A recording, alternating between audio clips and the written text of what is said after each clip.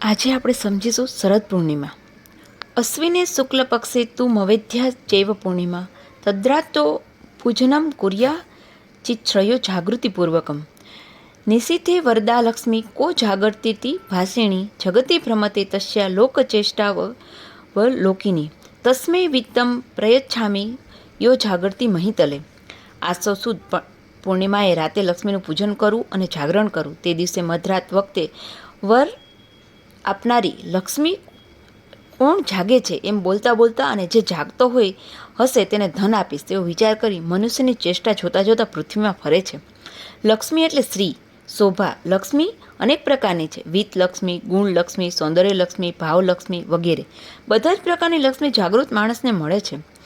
આળસુ, પ્રમાદી કે ઊંઘતો માણસ પ્રત્યેક સામે આવેલી લક્ષ્મીને પણ વધાવી શકતો નથી. તેથી તો સંતવાણીએ ગાયું છે કે ઉઠ જાગ મુસાફિર ભોર મહી અબ રહેન કહા જો સોવત હે, જો સોવત હે સો ખોવત હે, જો જાગત હે સો પાવત હે.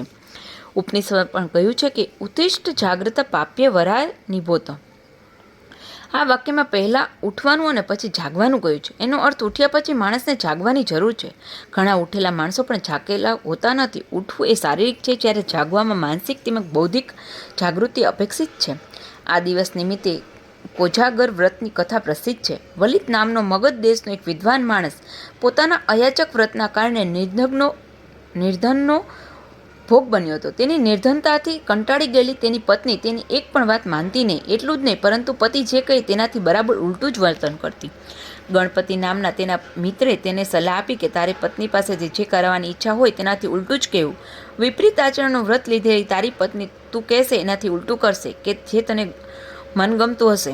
ગણપતિની સલાહ મુજબ વલિતે ઉલટું બોલીને પોતાની પત્ની પાસે પોતાના પિતાનું શ્રાદ્ધ શ્રેષ્ઠ રીતે કરાવ્યું.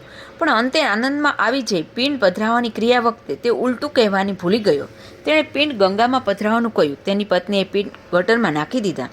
ક્ષણિક ગફલતે કામ બગાડી નાખ્યું. જીવનમાં પણ ક્ષણિક પ્રમાદ કેટલીવાર માનવના પતનનું કારણ બની જાય છે. શરદ પૂર્ણિમા એટલે જાગૃતિનો ઉત્સવ, વૈભવનો ઉત્સવ, આનંદનો ઉત્સવ, ઉલ્લાસનો ઉત્સવ. તે દિવસે ચંદ્ર પોતાની 16 કળાએ ખીલે છે. જ્યોતિષશાસ્ત્રની દ્રષ્ટિએ તે દિવસે ચંદ્ર પૃથ્વીની વધારેમાં વધારે નજીક હોય છે. આખા વર્ષમાં તે દિવસનો ચંદ્ર સૌથી મોટો લાગે છે. ચોમાસાના 4 મહિના વાદળઘેરિયા આકાશને કારણે સ્પષ્ટ ચંદ્ર દર્શન ન થઈ શકવાથી પણ શરદ પૂર્ણિમાનો ચંદ્ર વધુ આકર્ષક લાગે છે. ચંદ્ર પાસે સુંદરતા અને શીતળતાનો સમન્વય જોવા મળે છે. કેવળ બાહ્ય સૌંદર્ય કેટલીક વાર મોહક, માદક કે દાહક પણ બને છે, પરંતુ એમાં જ્યારે આંતર સૌંદર્ય ભળે ત્યારે તે શીતળ અને શાંતિદાયક બને છે. સંતો દ્વારા ચંદ્રની શીતળ ચાંદની જેવું સૌંદર્ય હોય છે. આપણા અતિ પાસેના અવતારો રામ અને કૃષ્ણ પાસે પણ ચંદ્ર જેવું શાંત અને પ્રસન્ન સૌંદર્ય હતું. લોકો તેમને પ્રેમથી રામચંદ્ર અને કૃષ્ણચંદ્ર કહેવા લાગ્યા હતા. ગીતામાં ભગવાને નક્ષત્રણામ શશી એમ કહીને ચંદ્રને પોતાની વિભૂતિ ગણાવી છે. સૂર્યના તેજ સામે જોવું અઘરું છે, પણ ચંદ્ર સામે તો કલાકો સુધી મીટ માંડીને બેસી શકાય છે. ચંદ્ર એ મનનો દેવ છે. સંતપ્ત મનનો માણસ પૂર્ણિમાની રાત્રે ચાંદનીના વિહરવા નીકળે પડે તો તેને માનસિક શાંતિનો કંઈક અંશે અનુભવ થાય. મનોવિહારમાં મસ્ત રહેનારા કવિઓ તો પોતાના ઘણા કાવ્યોની પ્રેરણા ચંદ્ર પાસેથી મેળવતા હોય છે. એટલું જ નહીં, કેટલીક વાતો ચંદ્રને જ કાવ્યનો વિષય બનાવતા હોય છે. ચંદ્રના અસ્તિત્વના કારણે કવિઓને સુંદરતાનું પ્રતીક શોધવાનો પરિશ્રમ કરવો પડતો નથી. સ્ત્રી કે પુરુષનું વર્ણન કરતી વખતે ચંદ્રમુખી, ચંદ્રવદન કહેતા સૌંદર્ય પ્રગટ કરવાનું તેમનું કામ સમાપ્ત થઈ જાય છે. સાગર તો ચંદ્રને જોઈને ગાંડો જ બને છે. પ્રેમીઓના હૃદય સાગરમાં પણ ચંદ્ર દર્શનથી ભરતી આવે છે. સાગર અને શશીનું સાનિધ્ય મેળવવા જ કદાચ યુવાન પ્રેમીઓ ચાંદની રાતે નૌકા વિહાર કરવા જતા હશે. ચંદ્રનો પ્રકાશ કેવળ શાંત અને શીતળ છે એટલું જ નહીં, પરંતુ તે ઉપયોગી અને ઉપકારક પણ છે. ખેતરમાં પડી રહેલ અન્ન તેમજ અનેક પ્રકારની ઔષધિના ગુણને પુષ્ટ કરવામાં ચંદ્ર ખૂબ જ મહત્વનો ભાગ ભજવે છે.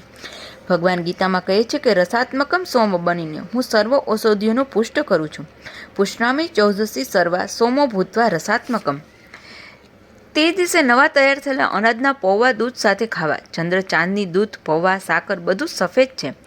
તેથી શરદ પૂર્ણિમાએ ધવલરંગી ઉત્સવ ગણાય. તે દિવસે નાચવાનું, કૂદવાનું, ગાવાનું, રાસ ગરબા લેવાના, પણ આ બધા આનંદમાં ઉજ્જવલતા રાખવાની. વિશુદ્ધ મને અને નિર્મલ અંતકરણથી ઉત્સવના ઉલ્લાસને કે જીવનના આનંદને માણી શકે, તે પૂર્ણતાને પામી શકે એવો સંદેશ આપણને સૌને આપતો શરદનો શ્રેષ્ઠ ચંદ્ર રાતભર ગગનમાં ઘૂમતો રહે છે. આપણે એ સંદેશ ઝીલીએ તો કેવું સારું.